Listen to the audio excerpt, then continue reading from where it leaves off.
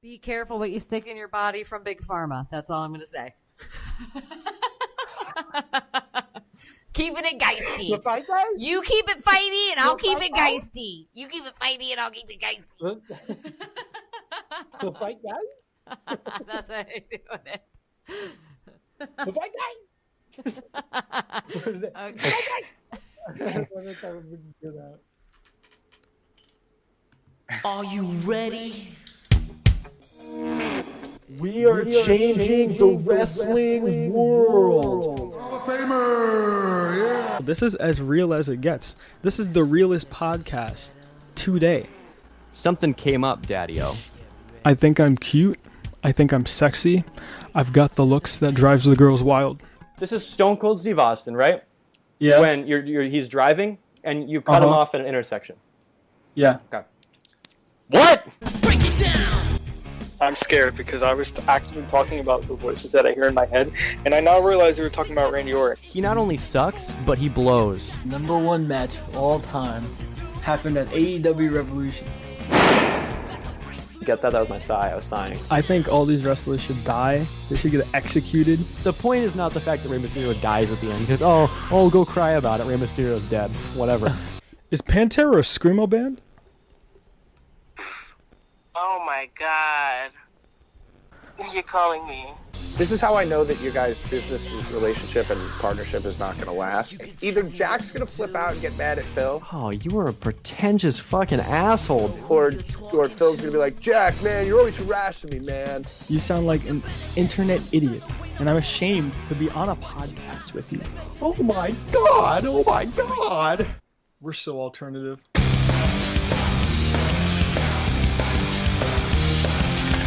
Listen up, turn it up and rock it out. Party on, I wanna hear you scream and shout. This is real as it gets. I came to your town to get some respect. Taking it back to a hardcore level. You better be ready, put your pedal to the metal. Taking it back to a hardcore level. Better be ready, put your pedal to the metal.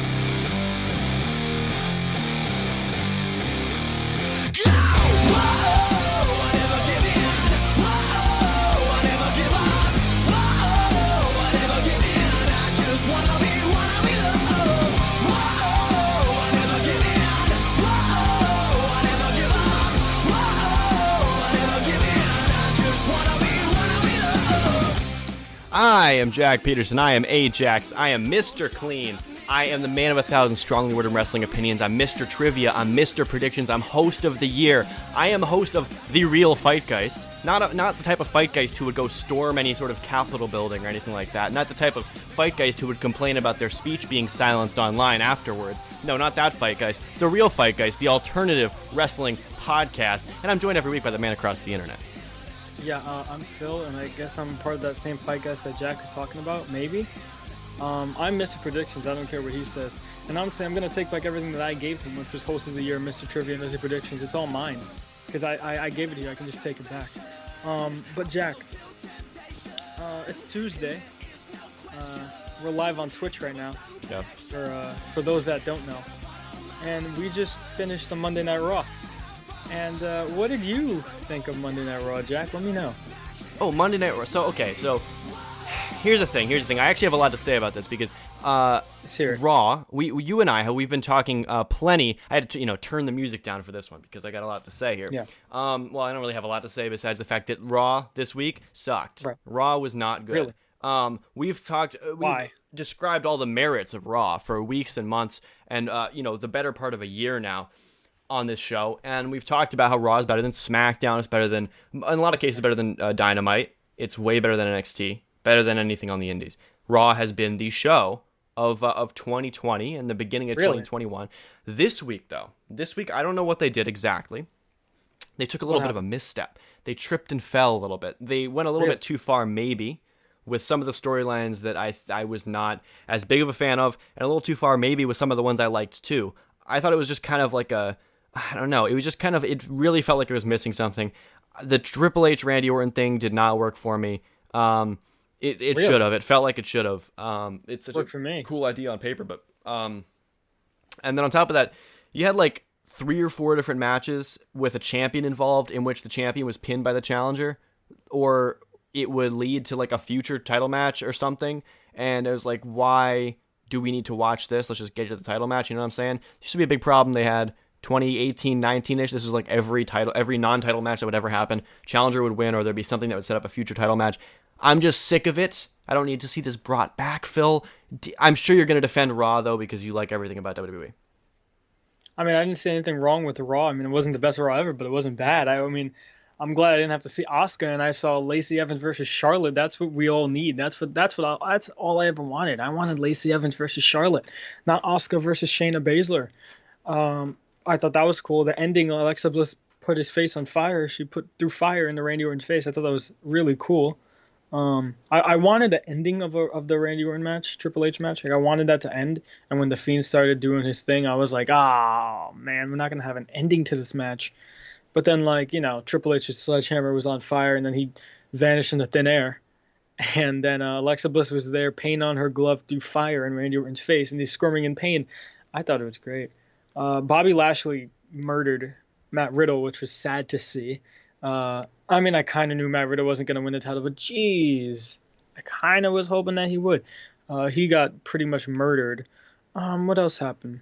Well, the beginning with Triple H and Randy Orton, I thought that was cool. I was waiting for Randy Orton to come out, and I'm glad he did. It felt like it was 2009 for a second. There were two things about Raw last night that kind of felt like a 2009 Raw. Jeff Hardy wearing his, his wife beater, and Triple H and Randy Orton actually having a match. I don't know, it just brought me back a little bit. So I thought that was cool. I know I'm missing some things about Raw. Shayna Baszler and Mandy Rose and all them. I love Mandy and Dana, but I'm sick and tired of Nia and Shayna, to be honest. But I mean, I say that every week pretty much. I know that there are some things that I am missing. Well, another thing that I didn't really think it was that bad. Yeah, another thing that I think was a little bit annoying to me, and this is brought up in the chat as well, was the fact that not only were there champions or challengers pinning champions, but there were also a lot of times when a match would happen, it would have an ending, and yet they would do another match right after with the same people. So you had Riddle loses to Lashley, instantly fights MVP right afterwards. What happened? Like, Jeff Hardy fought Jackson Riker right afterwards, fights Elias. Like, why are there two matches back to back with like the same people in them? Really strange. It felt like they ran out of, I don't know, booking ideas or something. They did like basically the same angle 3 times in one show, but you know, it was an inoffensive Raw. Hey, Next maybe week, they're Raw will be being better. Careful because Drew had COVID, and maybe some people were out because of that, getting tested, or they weren't sure if they weren't positive or not. Like, you know, like I don't know. I have no maybe. clue. Well, the Goldberg thing made me very mad every time it was brought up. It was horrible. Every time it was I don't brought know up, why. yeah. Like, Goldberg was cool for his time. Like, for his time back in WCW, it was cool to tune in and see who he's gonna kill next and how he's gonna kill him. Even though he really only used 2 moves, but it was still cool. But now it's just, it's not wanted. It's not needed. It's not wanted. There's nothing cool about it at all, and it's just embarrassing, honestly. And I really hope Drew doesn't lose, because I would be destroyed. But something that I enjoyed last night was Randy Orton mentioning the WWE title. That made me happy because, of course, me and you want Randy to be in the title picture, and he did mention the WWE title. We're joined by Coyote. Coyote, what did you think of Raw? Oh, here we go. I honestly did not like Raw. Okay. So you're on my side, yeah. Why? I legitimately did not like Raw. Why?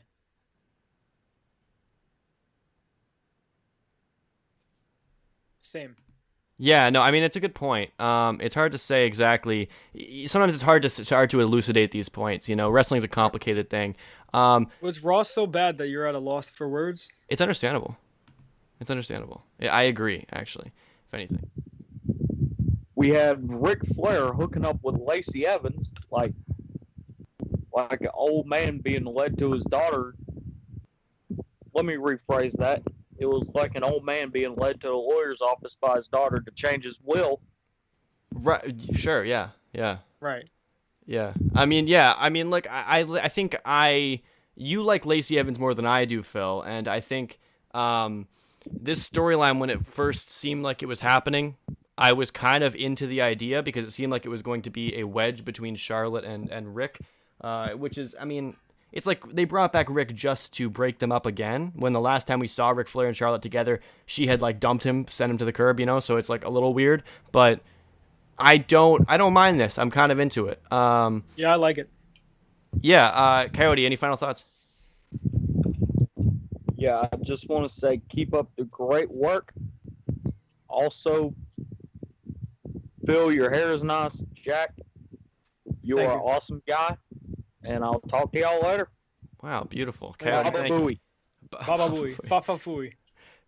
Coyote Omega, the listener of the year, live from the Lincoln Tunnel, apparently. Thank you for your call, Coyote. Hey, Jack. Yes.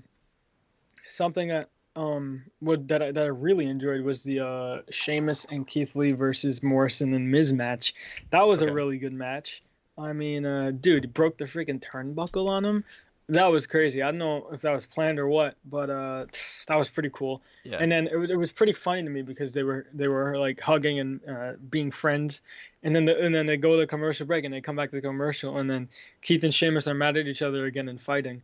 I thought that was hilarious. I thought that was really funny, and no one even said anything as like what led to them fighting again. It was just like, oh well, they're fighting again, and I enjoyed that. I thought that was pretty funny, and they had a good match. Keith Lee is really killing it. I mean, the people on Raw that are just so good. I mean, Randy Orton, Keith Lee, Sheamus, Miz and Morrison. I mean, all those people. McIntyre, obviously. Like, just, it's real nice. AJ Styles. It's just great to see all these people on Raw. Because, like, 4 years ago, they weren't on Raw. You know what I mean? Yeah. Well, I mean, some of them were, but, like, AJ Styles was in freaking New Japan. Keith Lee was in Evolve. You know what I mean? John Morrison was in TNA. And it's like, now all these people are together on Raw. And they make it beautiful. And I like that a lot. I mean, it wasn't the best Raw ever, but there were some good matches. But I can see why you'd be mad about a lot of the doubling of the matches. I didn't even realize that until you brought it up. I mean, Sheamus and Keith, Hardy and Elias, Hardy and whatever that guy's name is, and Riddle and Bobby, Riddle and MVP. I didn't realize it either until the third time in a row that they did it. And well, I wasn't watching it live either because I was doing something else, and then I was like fast forwarding, so I don't know if that made me not realize it. See, you've taken my strategy. I was fast forwarding the commercials, Jack. Right. Okay. Well, that's what I do as well. Okay. To be fair, only match I fast forward was Shayna and Nia versus Mandy and Dana, because I'm kind of sick of seeing Shayna and Nia doing the same thing over and over. So who's the real fan and here? I really wanted to get to Randy Orton and Triple H. But yeah.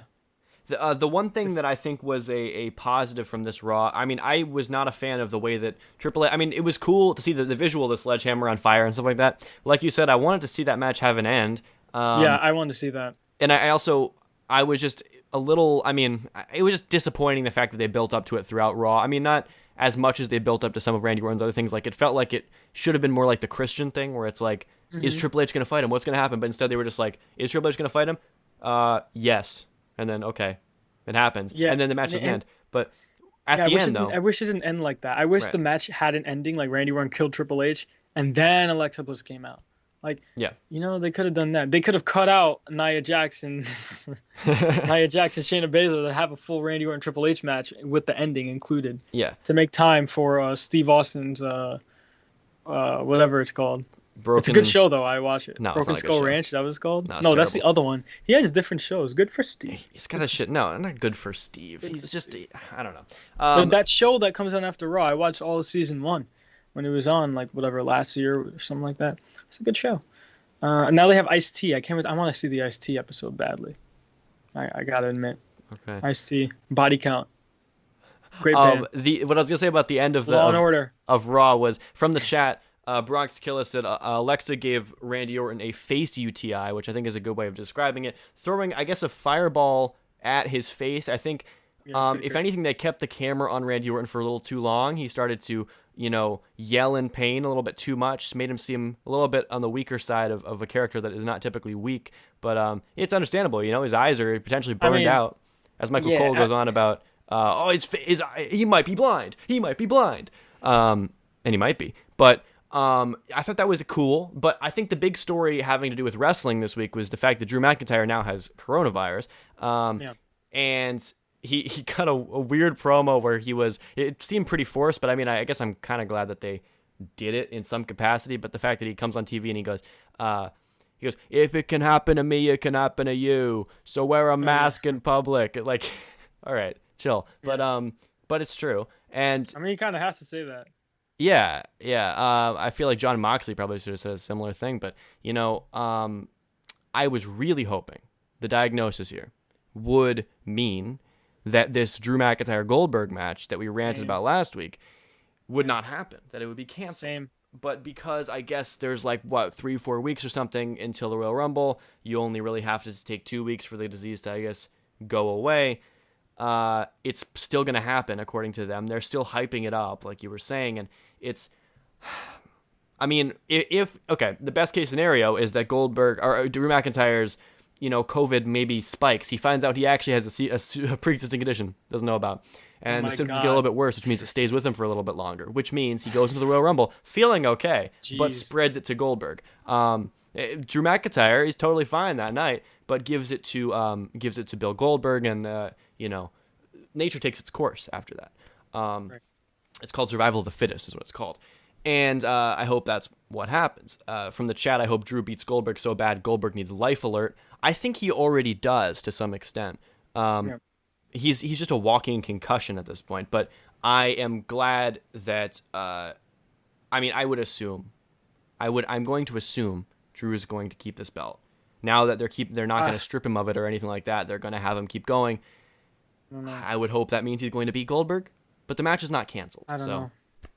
It makes me sad. It really makes me sad because Raw is just so good, and now it's just potentially going to be ruined by Goldberg. Like, it really makes me sad, man. Like, I don't want this at all. Why did they have to do this? And hey, remember how I brought up the whole Carlito thing? How it would have been cool if Carlito showed up. Throughout the week on social media, other people were saying the same thing about Carlito, which I thought was strange. Yeah, the same thing about Carlito. And apparently there was something about Carlito that said, oh, I'm not, I think he made a statement saying, I'm not going to fly all the way over there just for something. And I don't know. I just thought that was weird how I just brought up Carlito. And then I go through my social media and other people are all talking about, Carlito. Oh, it would have been cool if Carlito came out. And I'm like, what? I said that. That's so weird. Yeah. Now, obviously, this is part of a pattern of you being copied in a lot of your predictions you've made and things like that, as we've talked about. But also, it marks the first, I guess, second, third times that anybody has ever said, I wish Carlito was on my TV. So it is definitely weird. But Phil, the elephant in the room this week, I think, or maybe a pack of elephants probably, is that, you hear about this thing with something happened in DC or something. Is that what people are talking about? I'm not sure. So the something happened in DC? I think so. I mean, this is what I'm hearing at least.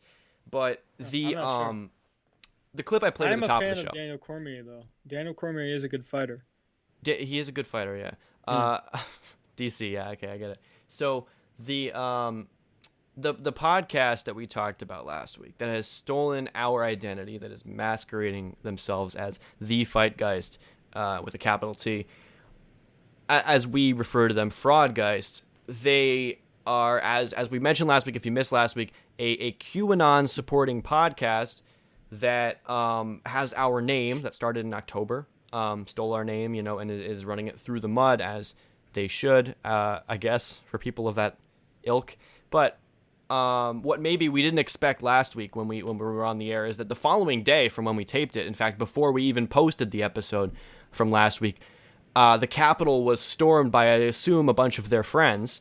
FraudGeist might have been there, for all we know. And windows were smashed. People were nearly killed. A whole lot happened. It's been talked about to death. I was watching, the news for hours straight, trying to see what was happening the day of, and everybody's talked about it. They can't stop talking about it. It's all they ever talk about. It's led to so many other things, like Trump being potentially impeached and banned off of Twitter and social media.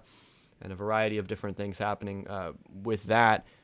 Concerns it's going to happen again at the inauguration, and that Biden, solid chance Biden does not make it out alive of the inauguration. Could happen, considering the way that the police just were totally cool with the protesters walking into the rioters walking into the building the last time. Probably just let it happen this time, right? From what I hear, there were actually some undercover cops at the riot, like the actual rioters, who used their badges Cops are to get opening into the the gates for them. There's videos of that, letting them in. I heard somebody say last week, like, why, so like one person says, well, why were the cops not doing anything? And the other person says, well, it would be like Bruce Wayne arresting Batman, because they are in fact one and the same, specifically those Capitol Police who were under the orders of Trump and everything. But what this has led to, because we could talk endlessly about. Okay. This is a wrestling podcast. It is a wrestling podcast. What you should have said is, Dude Love arresting Mankind, or The Fiend arresting Bray Wyatt. Yes. Keep it current. No, exactly. You're right. Yeah. But Slip that in. actually, it's kind of apt. Dude Love arresting Mankind. He's considering he works for the corporation. Mankind, a little bit of a psycho. Makes sense. But we could talk endlessly about the guy walking through the halls of the Capitol holding the Kit Osborne lookalike with Nancy Pelosi's podium over his shoulder, waving at the camera, or any of these other insane, the Viking or whatever. There's plenty of comedy to be culled from this whole incident, but it's not what we're here to talk about. We're a wrestling podcast, in fact. And so there actually have ended up being some connections to wrestling with this whole scenario that has gone down. Really? Because first of all, so the main thing that has come from this, I think, from the right wing, is that they have started to complain, I guess, about their free speech rights being taken away because Trump has been banned off of Twitter and other social medias, and because a lot of other Nazis and QAnon supporters and extreme right-wing complete, psychopaths have been taken off of social medias. And they seem to think that this means that right-wing voices, which they've said this for a long time, as we know, conservatives are whiny, I guess, snowflakes. Oh, wow. And they will find anything to be mad about, as they accuse people closer to our side of the fence of being. So they'll complain about anything at any time, and they've always complained about like their speech rights being taken away because Charlie Kirk or whoever has been taken off of a speaking tour at a college, whatever. This time they think it's serious. This time I've heard people saying, this is just like 1984. You ever read 1984? It's like that. They're gonna take our guns and they're gonna take our First Amendment too. So I actually read that. Oh. Yeah, it's pretty insane. But considering somebody like Trump, he can't go on Twitter anymore. But if he wanted to make a speech, but he doesn't because he's a coward. If he wanted to make a speech, he could go on any major news network. He could go on any news network, period. They would gladly show his video. They would gladly show his live recording from the White House if he wanted to. But he doesn't. He's I guess, scared to actually confront the real public. So he'll hide behind the fact that he doesn't have Twitter anymore. But you see, Trump is not the only one complaining about things like this, because I'm sure you've heard of this website Parler, right? I only heard of it like on the news because it got banned or whatever. Right. I never heard of it before that, just like how I never heard of Zoom before this coronavirus. Right, yeah, that's true.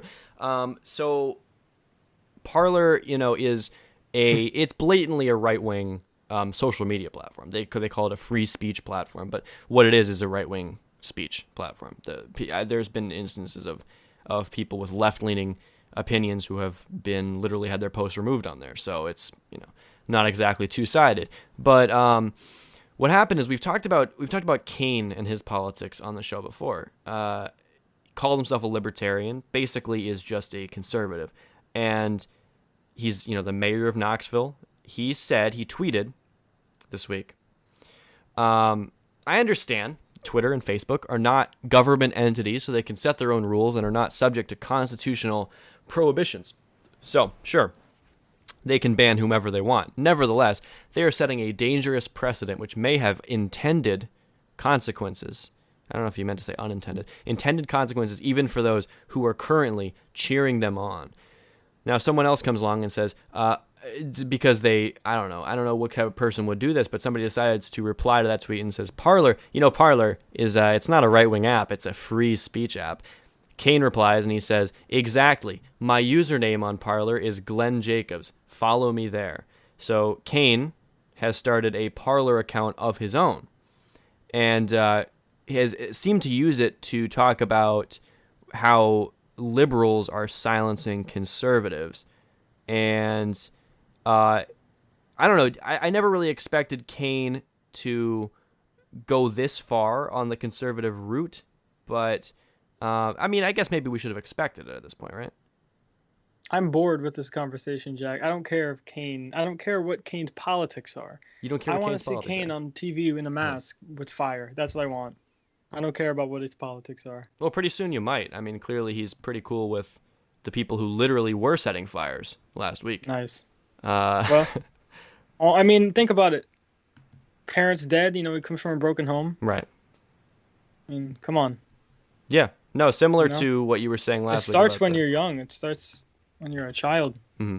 And think about his childhood. Just saying, And I kind of feel bad for the guy. Maybe if he had a normal childhood, things would be different. But it is what it is.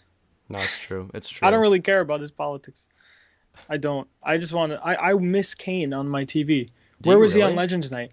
He should have why couldn't Kane challenge Drew McIntyre? Why the hell why is Goldberg challenging Drew McIntyre for the title? And you know what makes me even more mad?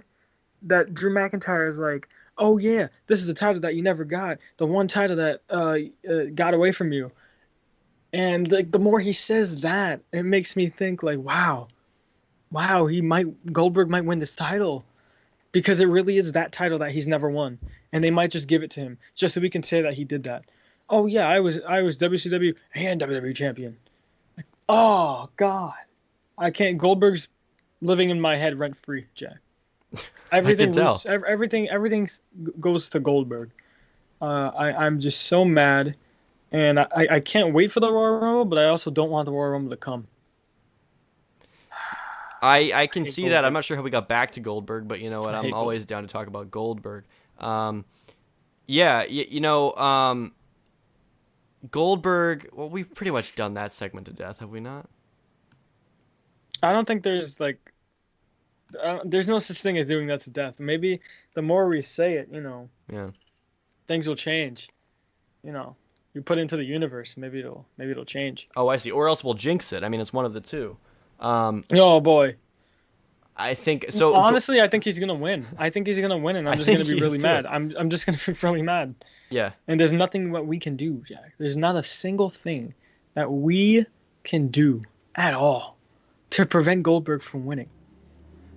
And it's horrible. I'm really hoping he's not gonna win, but I have a fear that, honestly, I feel like he's gonna win. Why wouldn't he win? No, you're right. Now that you're saying, yeah, absolutely, he would. I mean, if Drew's got COVID and they consider him maybe like a health risk or something, well, then they wouldn't have him even show up on TV, I guess. But I really thought that when Jon Moxley returned from his COVID, and I think he fought MJF right after that, right, or something like that, I was convinced that MJF, I think it was MJF, was going to beat Jon Moxley just because of that. I'm not sure if that really has any correlation on how they book things, but it seems like when somebody has a minor injury, they tend to take the title off of them, right? COVID, I guess, would be considered an injury. Well, you don't gotta be out for that long. It's really just a 2-week quarantine. You're really only missing 2 episodes. It's not like you're I guess.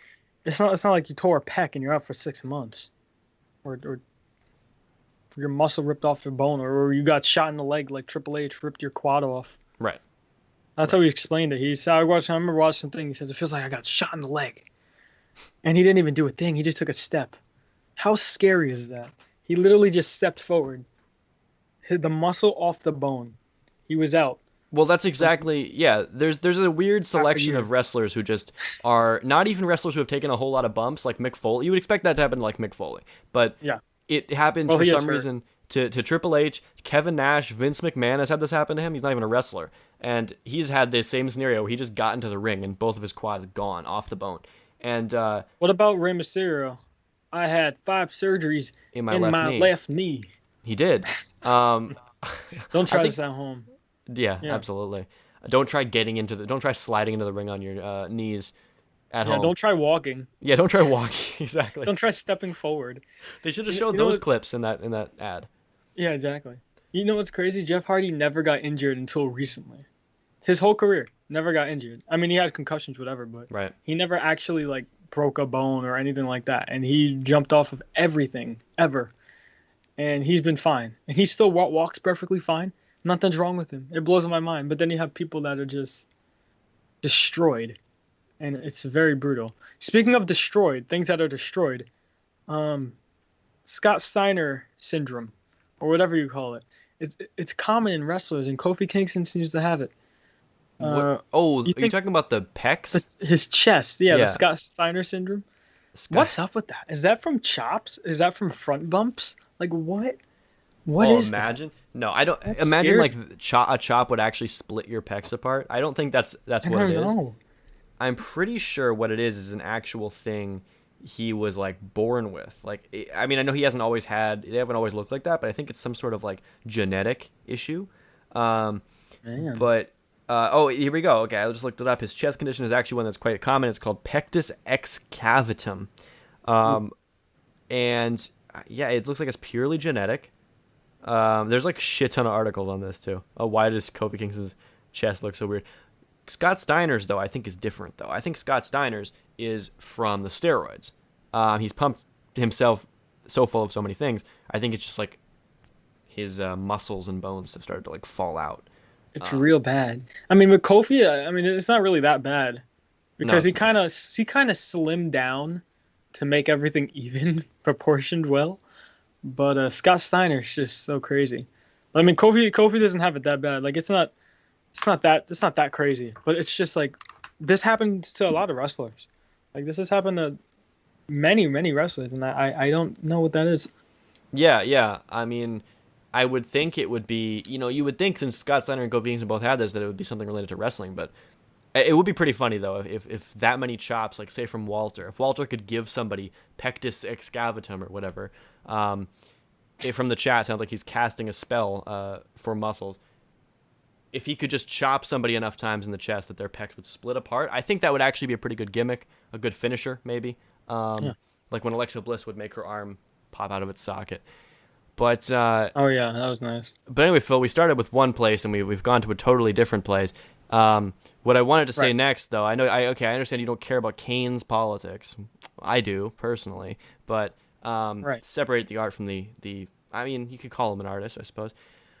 The other part of this is Chris Jericho, because we've talked about his weird politics in the past as well, and this has led to I don't know how to describe this exactly. He had a guy on his podcast, Talk is Jericho, a guy from the Flat Earth podcast, who the description of the episode is David Weiss of the Flat Earth podcast returns to talk about conspiracies of 2020, which include everything from COVID-19 to QAnon and of course the Flat Earth. Flat Earth definitely a conspiracy from like 2017 or something, but he shares his thoughts on the pandemic and why it's not a real pandemic. What he thinks about vaccines and the vaccination process, depopulation theories, okay? That's entertaining. The Great Deception. He talks about QAnon and Q drops, never heard of that. The importance of waking people up and how the Flat Earth philosophy completely changed his life. So we have 56 minutes of Chris Jericho talking, and of course not pushing back or challenging in any way. A guy who believes in QAnon. I tried to listen to this. The only quote that I got from it that was even stopped me for a second, made me interested in it at all, is at the very end when they were signing off. The guy who he has on his show says, "I'm waking up hundreds of thousands of people thanks to shows like yours." We've had arguments about this before. Nice. Joe Rogan, you believe, is not doing any sort of harm by having people like Ben Shapiro on his show. Do you think Chris Jericho has more of a responsibility than this? No. I really don't care about Chris Jericho having a flat earther on his show. Really? It really doesn't affect me in any way. Yeah. I don't care. It doesn't make me change the way I see Chris Jericho. I listen to Chris Jericho's podcast. You do? Because Chris Jericho is my favorite wrestler of all time, and he has cool people from different bands and other wrestlers. and he has a good taste in music. We like the same music, and he's a great guy. I love him. I don't care if he has some weird guy on his podcast. I really don't care, like, at all. And same with Joe Rogan. I watch Joe Rogan's podcast because he's a big combat sports guy, and I'm a big combat sports guy myself. I love MMA and all that stuff, and that's what he's into, and he talks about that. Has many MMA fighters, has an MMA show. He has many comedians on his show, many cool people on his show, interesting things, and I enjoy it. It's a very funny show, a very cool show, very chill show. I don't care that much about the political stuff. I know you do, though. I do. Well, it's also just the fact that this whole big thing happened that was related to, QAnon, anti-vaxxers, etc. And then he has one of those people on his show, like, right afterwards. A little strange. But, I feel like this is... Chris Jericho is just... He's a little bit of a... he's, my favorite wrestler of all time. Yours as well. You might have bumped him off your list in favor of Randy Orton. No. He's my favorite wrestler of all time. Next to next to. No, I think I might put him over Randy Orton. I don't know. I think I would put him over Randy Orton. Possibly. He's my favorite. Listen, if I'm walking down the street and someone's like, "Hey, what's your favorite wrestler of all time?" I'm saying Chris Jericho. So. Okay. All right. Fair enough. Yeah. But don't put me in this position. Don't put me in. Look, Chris Jericho is my favorite wrestler of all time. That's final. Yeah. And I also love many other wrestlers. But can we both admit he's kind of a stupid meathead? No. No? No. The guy who, not only does he platform these, crazies on his podcast, but the guy who spread COVID to 500,000 people at Sturgis. This is not necessarily a smart person. I feel like that's something we can at least level on. He might be a guy who we like as a wrestler and as a performer, and even some of his music is all right, but I don't know. He's not a smart guy. I disagree. You know what's crazy? You wouldn't even say that to his face. No. You would never say somebody was a stupid person to their face, would you? I would. If someone was stupid, I would say, "You're stupid." Really? You're stupid. Okay. All right. I'll hold you to that. Next time you say something was stupid, I'm gonna. If we ever meet them in real life, holding you to that for sure. I love Chris Jericho. I listen to his Rock of Jericho on Sirius XM. I listen to his podcast, Talk of Jericho. Okay, you don't even know the name. It's Talk Is, but... Talk is Jericho. That's what I meant, Talk is Jericho. Definitely I have his book. I read his book. I watch all his matches. I haven't listened to his band that much, not going to lie. I don't really listen to their first album. Judas. I always meant to dive more into it. I just never came around to it. Yeah. I know that one song with I'm Shadows from Revenge Sevenfold, which is pretty cool. Sure. But Chris Jericho is great, and I see nothing wrong with him at all. But whatever. If you wanna call him stupid, go right ahead. I don't care. All right. Well, fair enough. Yeah. But from the chat, Phil is Jericho's second biggest fan, first biggest being Jericho. The last thing I want to say about this, I know you want to move on. I know how badly you probably want to move on from this. Mick Foley on Twitter called for Trump to be removed from the Hall of Fame. He said, "Hey Vince, how about throwing this sorry son of a bitch out of our Hall of Fame?" And do you agree with this? Do you think that Trump should be taken out of the Hall of Fame? Sure. What's it going to change? That's true. It's true. Sure. Whatever. I don't really care if he's in it or not. Celebrity Hall of Fame, what does it do? Snoop Dogg's in the Hall of Fame, and I was on AEW. Yeah. It doesn't really matter. But sure, it'd be pretty crazy. It'd be pretty interesting to see that. But I'm not staying up at night thinking about it. Yeah. How do you feel? Yeah, I don't know. I think the celebrity wing is so meaningless in the first place, like you said. They shouldn't have ever really created that in the first. Like Drew Carey is in the Hall of Fame. Come on. Who else is in it? Tori Wilson's in the Hall of Fame. Okay, Tori Wilson's amazing, but isn't Lemmy not in it? Am I correct? I could be wrong. I don't think he is. And so which doesn't make sense to me, right? Because he literally made all of Triple H's themes. Triple H loved him the way that I love Chris Jericho and Randy Orton. The way that I love Steel Panther, he loves Motorhead. yeah. Right? Yeah. So I don't understand how he has all this power, but Lemmy is not in the Hall of Fame. And yet Kid Rock is. I could be wrong. I could be wrong here. I have no... No, I'm pretty sure they're not. I'm pretty sure you're right. I think Lemmy's not in the Hall of Fame. which doesn't make sense. Like Yeah. why? Like I love Snoop Dogg, but why would like Lemmy should have been in the Hall of Fame before he died? Right. You know what I mean? Right. Absolutely. Like for everything that he's done for the WWE theme songs, the iconic theme songs, and all that. Like, I don't get that. It doesn't make any sense. Yeah, I mean, also Chris Warren, the other Triple H theme guy, should probably be in there too, and he actually is dead too. Yeah, exactly. Dead for a long I time. don't get that at all. You know, Fred Durst, Limp Bizkit should be in the Hall of Fame. I mean, yeah. They did WrestleMania 19. You know, they Yeah. did freaking what's his name? Undertaker's theme song live, and besides them doing it live at Mania 19, it was his theme song. Right. It was My Way. I mean, come on, WrestleMania. It doesn't make any sense how Fred Durst or Limp Bizkit aren't in the Hall of Fame. Like, what has Snoop Dogg done? Right. I'm just saying, I love Snoop Agreed. Dogg, right? I love Snoop Dogg. But I'm just saying, what has he done compared to Limp Bizkit or Lemmy from Motorhead or Chris Warren? Doesn't make Right. any sense to me. And yet, yeah, Kid Rock is in there. Trump is in there, and that's the thing is like, I mean, it's weird because it's like the biggest problem I think it's not the biggest problem, but the problem that I think of first with Trump being in the Hall of Fame is like he has not really done anything for WWE. Why should he be in the Hall of Fame of WWE? You know, it doesn't make sense. But Yeah, then you dumb. have like the idea of removing somebody from it. They've only really done that once, right? With Hulk Hogan, they ended up putting him back in, and that was because Hulk Yeah, now Hogan he's said back the in. N-word, which for all intents and purposes, Trump has also done, just not recorded on audio. So I don't know what their standard is for keeping people in. I don't know what. It's not as if they're wheeling him out every day and saying, "Oh, these are all Hall of Famers, including President Donald Trump." They're not doing that, so it's not like they're honoring him every time. But yet he probably has that ring somewhere, unless he sold it during one of his bankruptcies. He And definitely sold it. He definitely sold. Yeah, absolutely. He does not care about wrestling at all. Yeah. Maybe he does. I don't know. He's a big UFC fan. From what I've heard, yeah, but it might just be because they like him over there. But No, he was actually a backer when early UFC days. when they were calling UFC back then like human cockfighting, and like wasn't it like John McCain or someone like that tried to like get it banned. Trump was one of those guys. I was like, no, this is actually a legitimate sport, and that's why there's some relationship there. But even Dana White was like, nah, I'm not. Like Trump wanted Dana White to talk at like one of his things, and he was like, nah, I'm not doing it. But yeah, I just want to put that fact out there. Isn't it weird though that it seems like almost every single UFC fighter is a Trump supporter? Like it's like a very Are high they? percentage of it. It seems like it. Jorge Who? Masvidal, Colby Covington.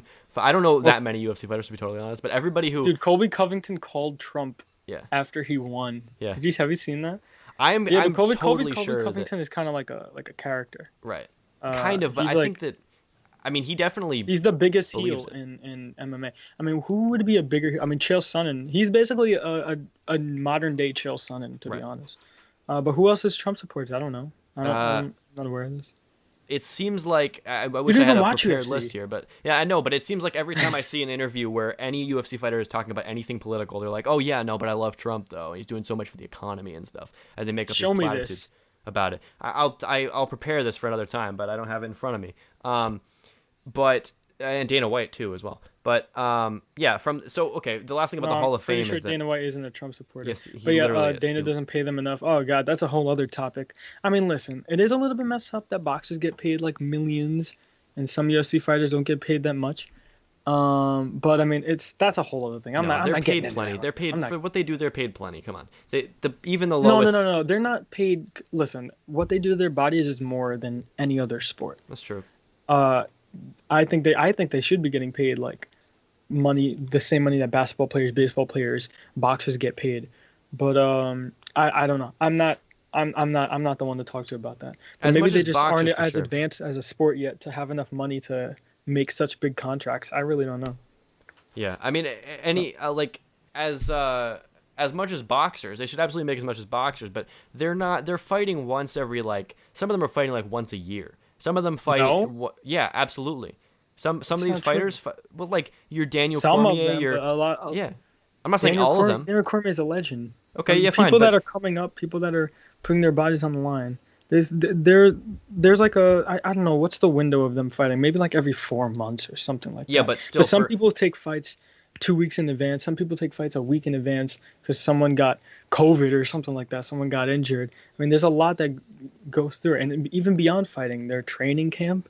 that's a whole other like rigorous thing that can lead to injury if you overtrain. Like there's a lot that goes into MMA, and I mean I would like to see them get paid more, but I mean I don't really I'm not really that crazy about it.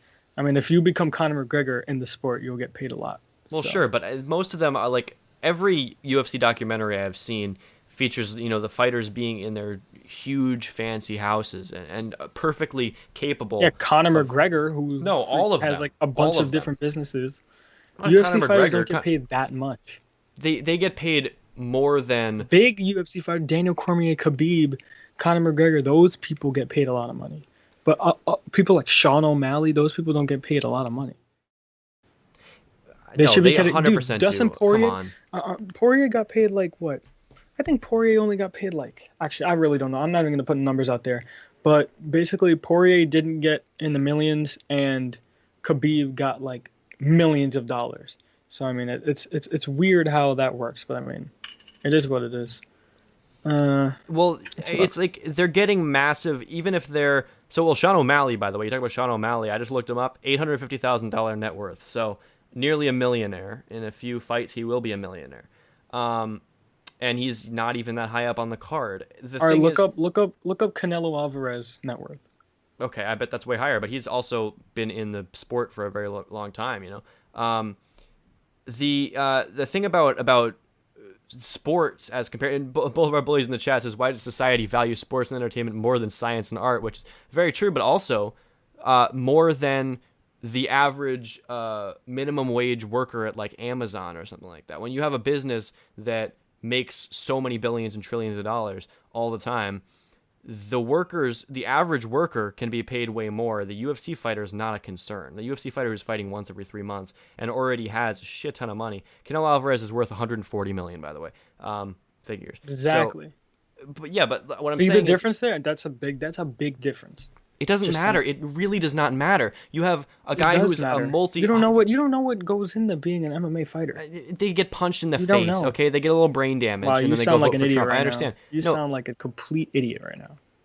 I sound like an idiot because You I think sound that like you know minimum nothing wage at all. workers I should be think making more than I they think- are, and UFC fighters don't need to be making as much as they are. Now I dropped my mic. I hope my mic dropped and made a lot of noise so like people don't hear what you're saying. I think the conversation should be ended and we go to a different subject before you make yourself look bad. I don't think that UFC fighters need to make as much as they do. They don't need to make more. Wow, that's crazy. Oh my Sorry. god. Okay. WWE wrestlers Cool. should make as much as UFC fighters for sure, and they probably make way less. But and even they don't need to make as much as they do. So the Okay. Yeah, remember these words when you have a contract. Remember these words when you have a wrestling contract. Fine. Oh, they don't Please, need by to all be paid that means. much. All right. Remember, I think want you to remember those words. I hope these words come back to haunt you, because How you're would going to they be a haunt me? sellout just like everyone else. You're going to be you say, oh, they don't need to be paid that much, and then when the time comes and you get a contract, you're going to want to be paid those big bucks. See me, I can already tell you I am a sellout. I will sell out, Jack. I don't care about you. If I had to kill you, Yeah. if I had No, I to know kill this. you to get an AEW contract, listen, I would definitely think about it.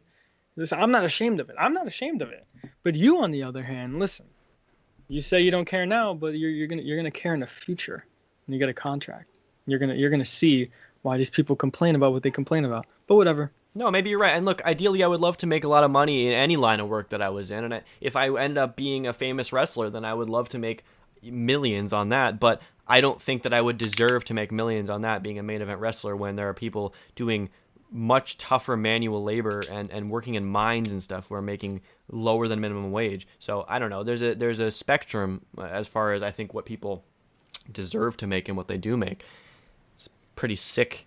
It's a pretty sick thing most of the time. I don't know. All right.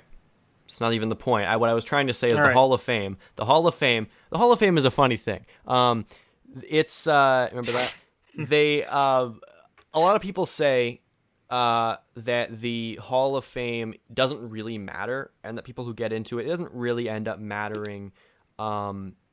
Whether it's like a meaningless accolade or something like that. The Hall of Fame doesn't matter because, for example, because Trump's in it, because Kid Rock gets a spot in it, because say Tori Wilson's in it, but Owen Hart's not or something. Clearly, it doesn't matter. I don't think that's true. I think it does matter. I think it actually matters a lot. in terms of what wrestling is, it's not like the Wrestling Observer Hall of Fame actually matters more or something like this.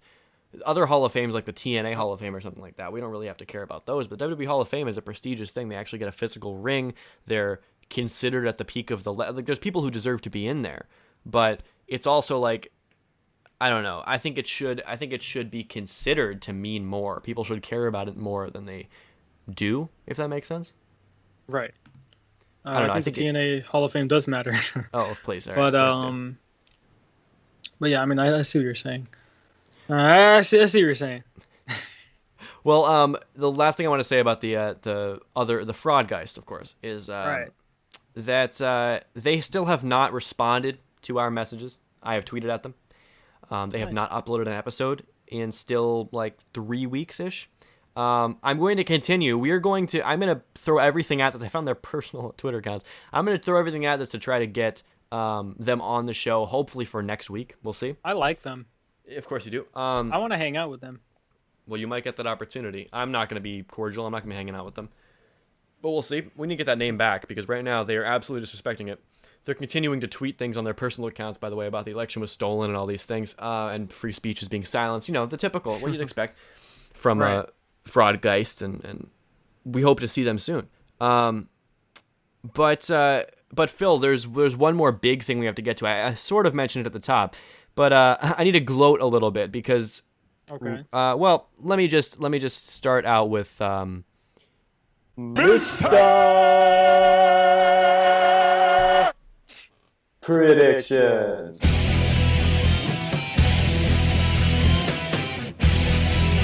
Predictions.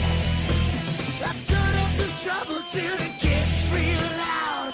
I feel so much better that way right here. Phil, Wrestle Kingdom 15 happened last week, and we didn't talk about it, as we mentioned, we didn't talk about it last week because it had just happened the morning of the time we were taping it. We didn't want everybody in the chat to, people who hadn't seen it to be spoiled on it, but we decided to save it for this weekend, and I'm glad we did because we have a lot to say about this. Not the pay-per-view. Who cares about a pay-per-view that happened in the Tokyo Dome of all places? Who cares about this 2-night event that had Satoshi Kojima on it? Who gives a shit about that? What I care about is the fact that I have a new claim to fame. I might be Mr. Trivia, I might be host of the year, and you might continue to talk about how you have given me those things, and I don't care because right now I have a new accolade, Phil. And I really like to see you walk circles around this and try to figure out why I'm wrong here. I am Mr. Predictions, Phil, because at Wrestle Kingdom, we wagered 4 points in our prediction game on this pay-per-view. And we had, of course, been tied for several months. I think we've been tied for like 3-4 months straight. And at the pay-per-view at Wrestle Kingdom, we disagreed on 4 different matches that ended up changing that tie, ended up breaking that tie for me, actually. I hear you sniffling over there, and I understand this is an emotional moment for you. But it's time for that title to leave your waist and come on over to mine, because we had 4 matches we disagreed on. And, I won points off of 3 of them. You got a point on Ibushi beating Naito on night 1. But I got a point on Shingo Takagi beating Jeff Cobb. I got a point on Okada beating Ospreay. I got a point on Sonata beating Evil. And Phil, Sonata, once again, has saved me.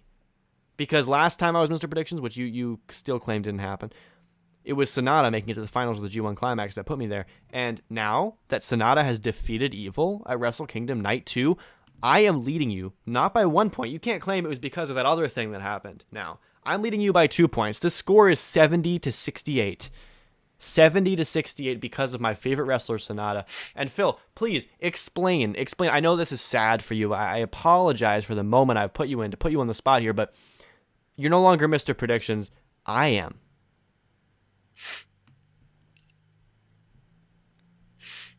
Yeah, I know. Yeah, I mean, it wasn't really. Yeah, I mean, it was fine. It's Royal Rumble. Royal Rumble? Yeah? You think you're going to win on that one, huh? Maybe. Yeah. Okay. Look, I'm sorry. Yeah. I didn't want to do this to you, but Phil, it had to happen sometime. We've always known I've been a better predictor than you, but We just had to have this tie broken at one point, and of course it was going to be me who won.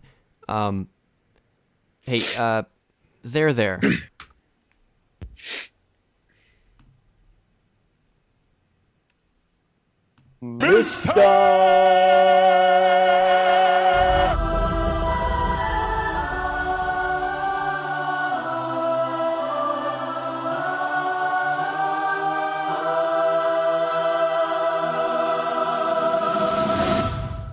Predictions.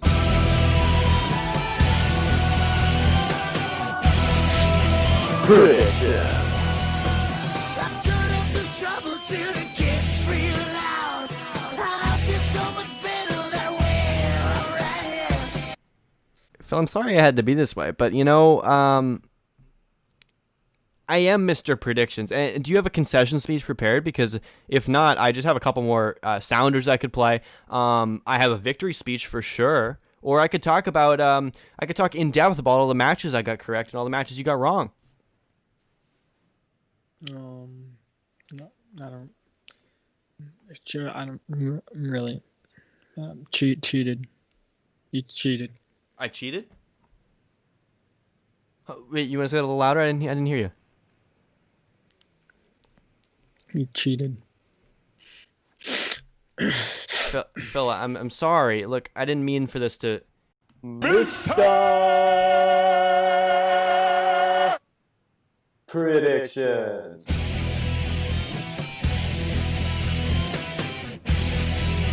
Predictions. I turn up the trouble till it gets real loud. I feel so much better that way right here. Actually, the Wrestle Kingdom did happen. I don't know. Do you want to talk about it, or are you still in kind of a state of grief at this point? Yeah, it was really cool. Like Kota Ibushi, he did really good, and I liked it. I'm really happy about that. And Jay White did good. He did a really good job. I liked his work during the match. You sound happy. Will Ospreay and Will Ospreay Okada. Will Ospreay did really. I like Will Ospreay a lot. Will Ospreay, he did really good moves, and it was it was really nice to see him, and it was really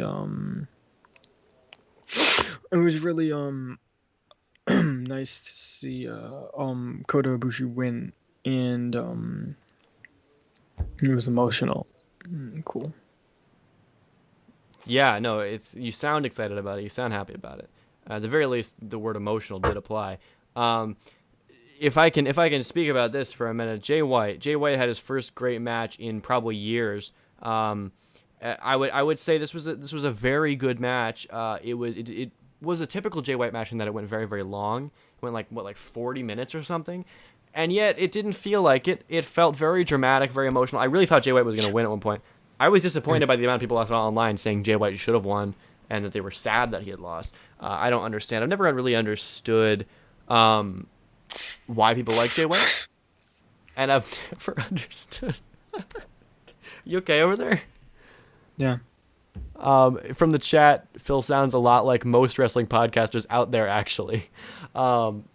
Accurate. Phil, Okada Ospreay, I thought was a really boring match, I gotta say.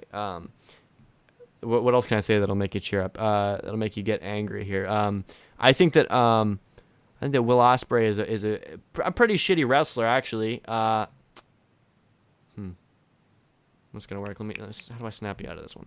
I think that Taichi sucks. I'm glad he lost. I think. Hey, Phil, what about Randy Orton? You remember Randy Orton? You want to talk about Randy Orton? Oh, you said Randy Orton? Yeah, Randy Orton. You remember him? Yeah, I like him. Yeah, he took a fire. He took a fireball to the face this week. He had a good promo though. He did. Phil, I'm sorry. Randy Orton's still here. Chris Jericho's still here. Seth Rollins is gone. Shit. Drew McIntyre. He's fighting Goldberg. Fuck. Well, he might give Goldberg COVID at the pay-per-view. Oh, but That's good, right? but Goldberg's gonna win. Yeah, you're right. Shit, fuck. Brock Lesnar's not here, right? But he might come back. I mean, Kota Ibushi, right? Kota Ibushi won. That's cool. Right? Yeah. Shit. See, I thought this victory was gonna feel a lot better than it does, but now I just feel like I feel bad. I feel like I killed your dog or something. Which, by the way, don't go in the shed for a little while until they clean it up. Why? I mean, I didn't. I'm just saying it feels like I killed your dog. I'm not saying I did or anything. Yeah, it was good. Is there anything you're happy about right now, Phil? Anything in wrestling that? Well, I guess there's nothing really going on. No, not really. Not much. Well, I'm tentatively. I'm Jack Peterson. I'm Ajax. I'm Mr. Clean. I'm Mr. Trivia. Okay, I'm host of the year. I'm making it worse. I'm Mr. Predictions. I'm the real FightGeist host. Shit. It's like one of those things where it's like, you know, you only won because your opponent had a heart attack and fell over, and it doesn't feel as well as I expected it to, you know. But I did win, at least. But I'm joined every week by the guy who makes it all possible. He's a little upset right now, but I'm joined by the man across the internet, right?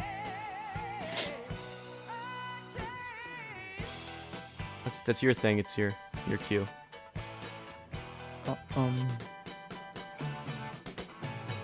FightGeist.